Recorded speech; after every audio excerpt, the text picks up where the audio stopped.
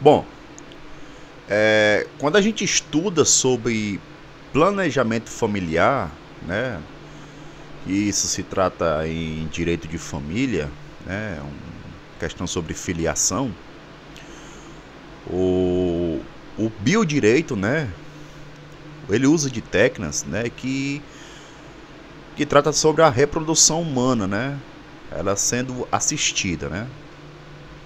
Bom, isso aí é um tema que vem crescendo e possibilidade de cobrança em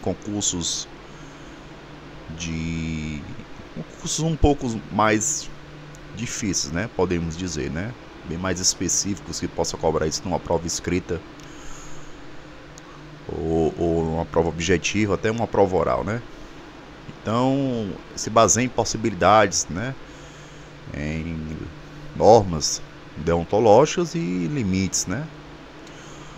Bom, o planejamento familiar, né? O, o, o biodireito, né? Ele está previsto na norma constitucional, né? No artigo 226, né? Mas nem sempre foi possível fazer esse planejamento. Por isso é importante de estudar isso, porque pode ser cobrado isso em concursos mais recente agora e concursos mais difíceis, né? Hoje, né, atualmente o artigo 226 concede a liberdade da família, ou seja, se quer ou não ter filhos, né? Quero ler para você o artigo 226. A família, né, base, né, da sociedade, tem especial proteção do Estado, né? O casamento é civil e gratuita a sua celebração. O casamento religioso ele tem efeito civil nos termos da lei. Para efeito da proteção do Estado, é reconhecida a união estável entre o homem e a mulher como uma entidade familiar, devendo a lei facilitar a sua conversão em casamento. Entende-se também como entidade familiar a comunidade formada por qualquer dos pais e seus descendentes. Os direitos e deveres referentes à sociedade conjugal são exercidos igualmente pelo homem e pela mulher. Bom, eu falei parágrafo 1, né? 2, 3, 4, 5, né? O sexto, o casamento civil pode ser dissolvido, né, pelo divórcio, né? Essa redação, ela é dada pela emenda constitucional número 66, certo? De 2010.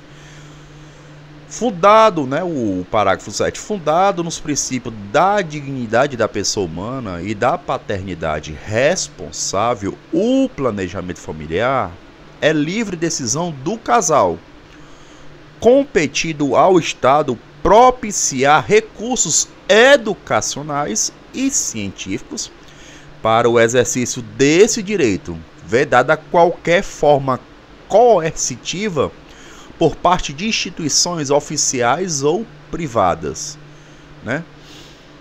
Parágrafo 8. O Estado, né, assegurará a assistência à família na pessoa de cada um dos que as integram, né? Criando um mecanismo para coibir a violência no âmbito de suas relações. Bom, eu quero te trazer aqui novidades, né? A lei que trata, né, de direitos sexuais e reprodutivos é a lei número 9.263 de 96. Essa lei ela foi alterada em 2022 pela lei 14.443. Atenção, pode ser cobrado. Com certeza. Bom, o artigo 10 desta lei, né, 9.263 de 1999, trata da esterilização voluntária. Bom, a saber, né? O artigo 10 somente é permitido a esterilização voluntária nas seguintes situações: artigo vetado, né, e mantido pelo Congresso Nacional, mensagem número 928 de 19 de 8 de 1997. E o que é que fala o inciso 1?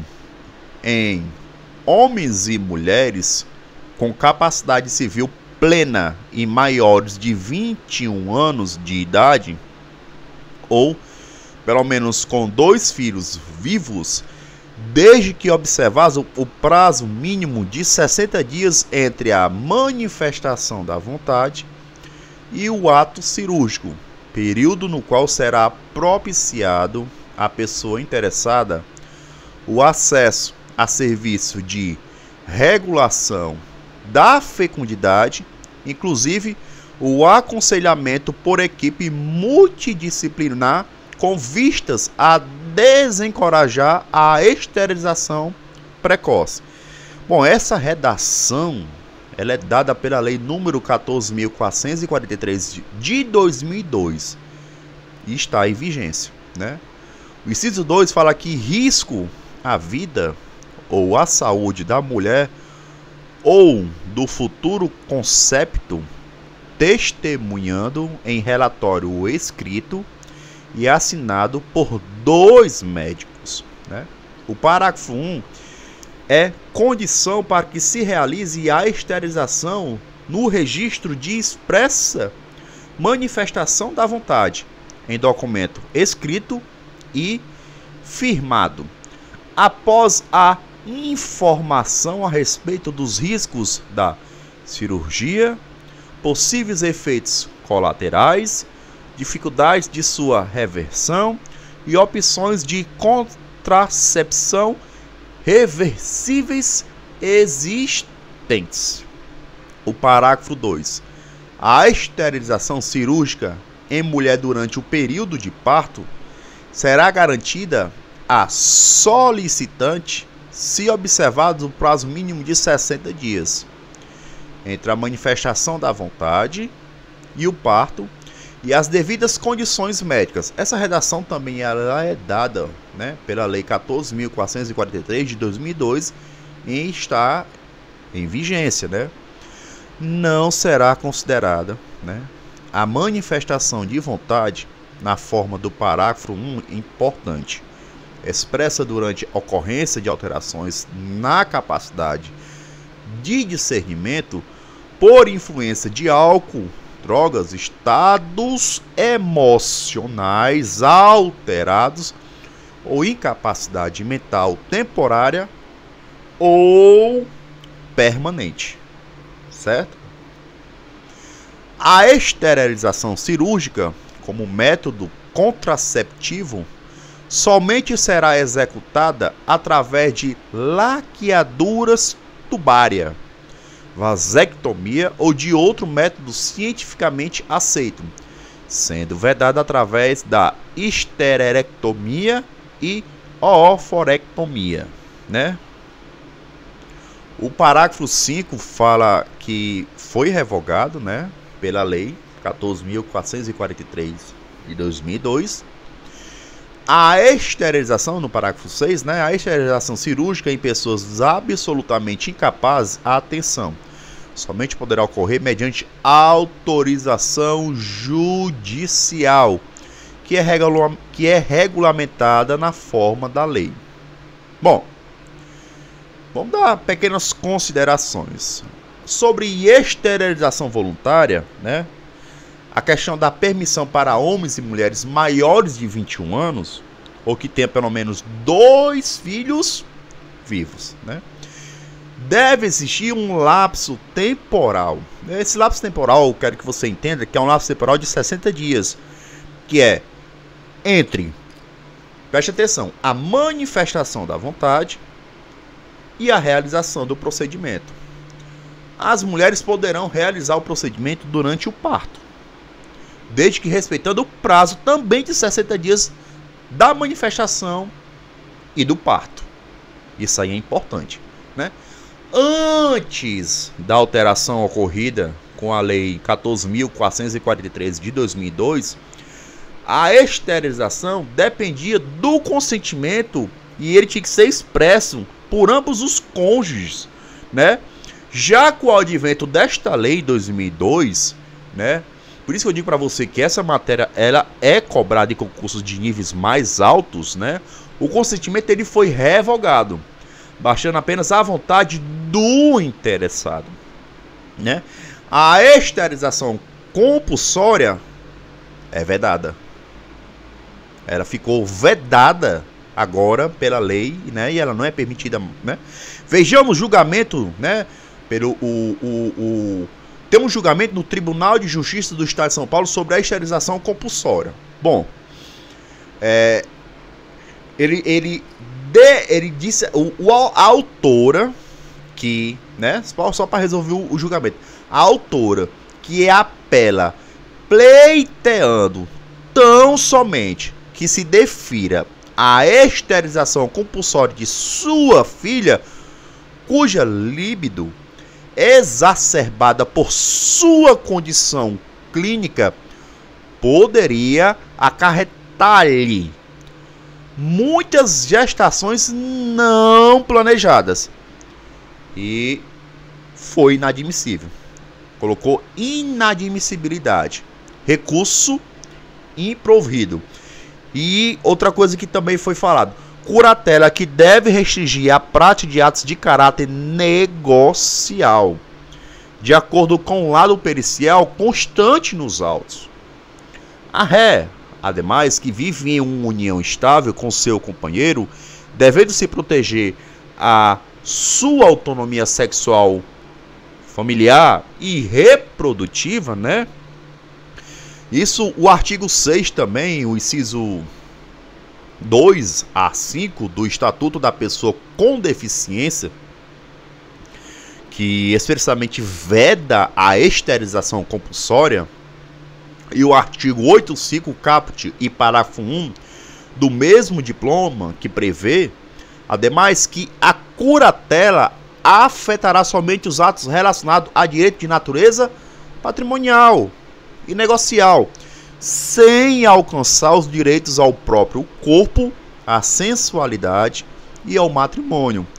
Isso foi uma sentença, né, de parcial procedência mantida, e o recurso foi improvido, né, TJ São Paulo, apelação civil, né, 10.997, né, dígito 10 de 2018, né, e o relator foi o Vitor, né, Juglemi, né, órgão julgador, né, Sexta Câmara de Direito Privado, Fórum de Ibitinga, segunda vara civil, né, e esse julgamento saiu em 2021, 23/6/2021, né, e foi registrado em 23/6/2021, né.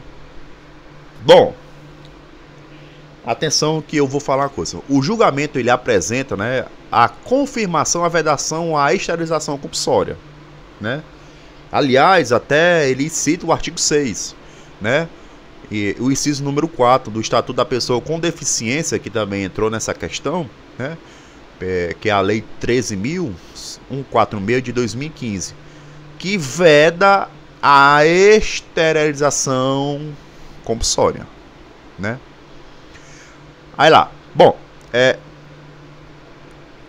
quando eu vou falar sobre planejamento familiar, né, dando continuidade, e o biodireito e suas técnicas de reprodução humana assistida, né, eu tenho que entender também, eu tenho que explicar para você, e você tem que entender que o biodireito é um conjunto de normas jurídicas, né, e que busca regular, né, condutas, né, médico-científica, né, e avisa a proteção, proteger, né, a dignidade da personalidade humana, né. E no Brasil, na nossa nação, não temos uma legislação sobre biodireito. embora existam projetos de lei sobre esse assunto. Incrível. Ao conceituar bioética, né, e biodireito, né, o IBD, FAM, né, assim ele tem a sua opinião, e eu quero aqui relatar para você, né? A bioética pode ser definida como o estudo transdisciplinar entre biologia, medicina, filosofia na ética e o direito biodireito, que investiga as condições necessárias para uma administração responsável da vida humana, animal e responsabilidade ambiental, ocupando-se principalmente de questão em que não existe consenso. O termo bioética surgiu na década de 1970 e tinha por objetivo deslocar a discussão acerca dos novos problemas impostos pelo desenvolvimento tecnológico, de um viés mais, né, tecnicista para um caminho, né, mais pautado pelo humanismo e superando a dicotomia entre os fatos explicáveis pelas ciências e os valores, né, estudáveis pela ética. O biodireito, ele é um ramo novo, né, no direito público, né, biodireito, direito público, mas nós estamos estudando aqui direito privado, né, que regula, né, as questões oriundas da bioética e do desenvolvimento da tecnologia, né. A bioética e o biodireito trata de temas essencialmente ligados à vida, né, e às relações sociais. Entrou um caráter público por causa disso. Já a biotecnologia, né, ocupa-se da aplicação do processo biológico visando a produção de materiais, normas e substâncias para uso industrial, medicinal, farmacológico, né, entre outros, né. Bom, os princípios da bioética, né, que eu quero falar para você e do biodireito, né, são beneficência, autonomia, não maleficência, né, e consentimento informado, ok? Vou dar algumas explicações básicas para você, empresário, você que me assiste, né, me ouve. O princípio da não, né, maleficência, né, a pesquisa científica não pode causar dano, né, ou crueldade, danos ou crueldades. Já o princípio da beneficência, né, ele busca, né, uma melhor, né, uma melhoria na qualidade da vida, né, da pessoa. O princípio da autonomia, né, busca proteger a liberdade, né, a liberdade de escolha, né, e a autodeterminação corporal, muito aí semelhante ao dignidade da pessoa humana, né. E por fim o princípio do consentimento informado, consentimento informado, né. Ele busca resguardar a dignidade humana e a autonomia, ou seja, antes de participar de uma pesquisa científica. Por exemplo, o ser humano deve assinar o termo de consentimento livre e esclarecido, o TCLE, né? E tem uma coisa que eu quero falar para vocês também, que a reprodução assistida é, né, um conjunto, né? É um conjunto de técnicas, né? E tem a sua facilidade de facilitar ou viabilizar uma gestação. Temos duas técnicas, né, de reprodução assistida, né, que são a homóloga e a heteróloga, né? Na técnica de reprodução assistida, né, chamada de homóloga, né, colhe, né, o material, que é chamado de material genético do próprio casal, e na heteróloga utiliza material genético de terceiro. Isso é a reprodução assistida, né, são a inseminação artificial, né, quando espera a ovulação natural da mulher para injetar o espermatozoide direto no útero. A fertilização, in vitro, ou o material genético do homem e da mulher, é colhido e feita a fertilização fora do útero, né? A injeção citoplasmática, né, de espermatozoide agulha insere o espermatozoide dentro do útero. Indução, né, é uma indução à ovulação. A mulher com baixa ovulação passa por procedimento para aumentar essa ovulação, né? Bom, essas técnicas são, né, regulamentadas pelo Conselho Regional de Medicina, né? E o CRM definiu que no Brasil os doadores são anônimos, né? E essa doação deve ser gratuita. Alguns pagam. Bom, a inseminação caseira não é indicada pelo Conselho Regional de Medicina, né? Uma vez que não há investigação, né, por parte da saúde desse doador. Bom, nesse tipo de inseminação, o doador não é anônimo, ou seja, será possível ingressar com uma investigação de paternidade para compelir esse doador a assumir esse filho, pelo qual difere do que ocorre, né, na doação anônima, né, que é melhor, alguns acham, né? Sobre a reprodução caseira, né, eu quero falar para você do julgamento, a apelação civil, né, 1012, né, de 225, né, dígito 60 de 2022, né, pelo qual o relator Camargo, né, da 8ª Câmara de Direito Privado, né, da primeira vara, que veio prover um processo da primeira vara da família Sucessões, né, isso 10/5/2023, assim ele definiu resumidamente em uma ação declaratória, né? Sentença de improcedência, autoras utilizam métodos de inseminação caseira, pretensão de dupla maternidade no registro do filho que está sendo gerado por uma das autoras, descabimento. Procedimento caseiro, não regulamentado no ordenamento pátrio, impede o acolhimento da pretensão inicial. Nem a pretensão inicial foi né, recebida e a sentença mantida, né, e o recurso foi desprovido. Bom, isso aqui com certeza será cobrado em algumas questões. Vamos lá.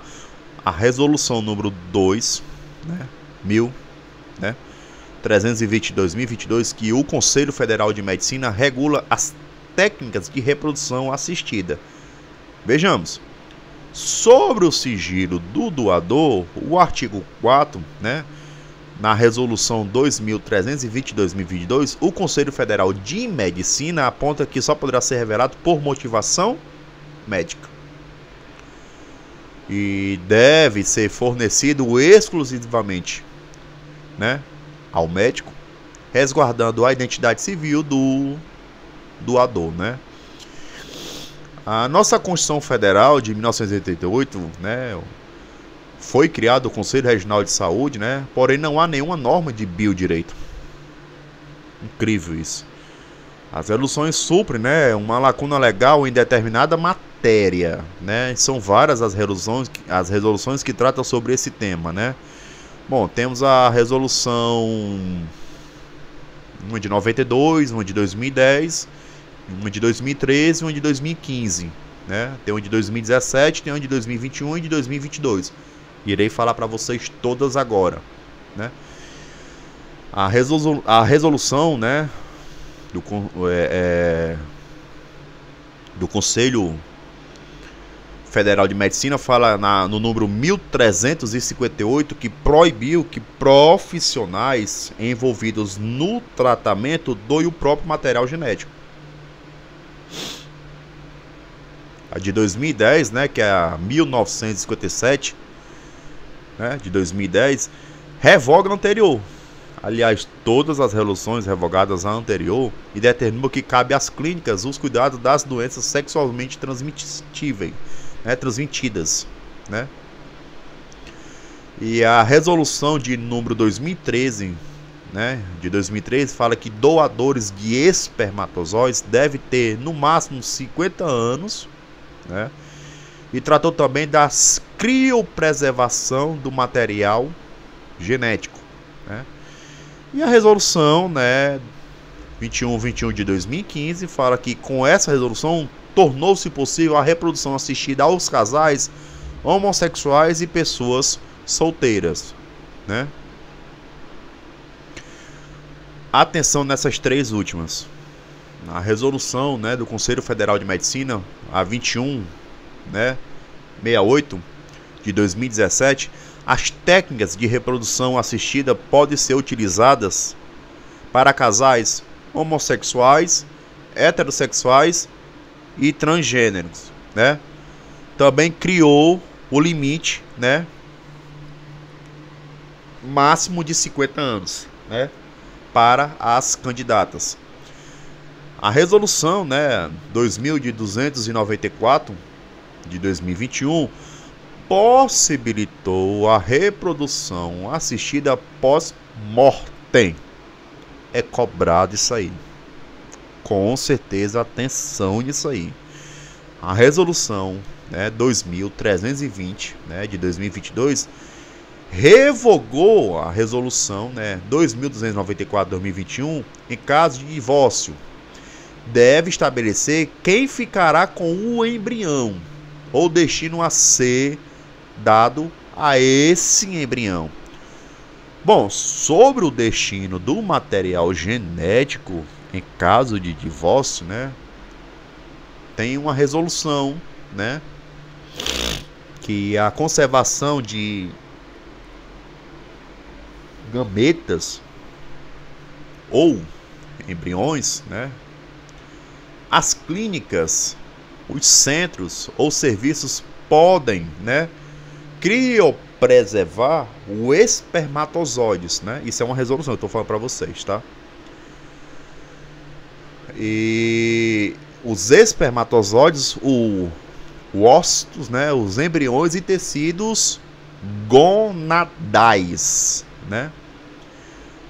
E tem também uma questão do que o número total de embriões gerados em laboratórios será comunicado aos pacientes para que decida quantos embriões serão transferidos a fresco, conforme, né, determina esta resolução. Os excedentes viáveis devem ser criopreservados. Antes da geração dos embriões, os pacientes devem manifestar sua vontade por escrito. Atenção. Quanto ao destino dos embriões criopreservados, em casos de divórcio, dissolução de união estável, falecimento de um deles ou de ambos, e se deseja doá-los, né? Vou ler novamente. Antes da geração dos embriões, os pacientes devem manifestar sua vontade por escrito, não pode ser tácito. Quanto ao destino dos embriões criopreservados, e em caso de divórcio, a dissolução de união estável ou falecimento de um deles ou de ambos, né, e se desejam doá-los, né? Bom, as partes devem, né, definir por escrito qual o destino do material genético, né, quando do divórcio, a dissolução da união estável e a atenção do falecimento, certo? Bom, obrigado você que me ouve, você que me assiste, curte, compartilha, agradeço a você, meu ouvinte, né? Muito obrigado pela sua atenção, me chamam Tarcísio Max, sou advogado. Bom, e até mais.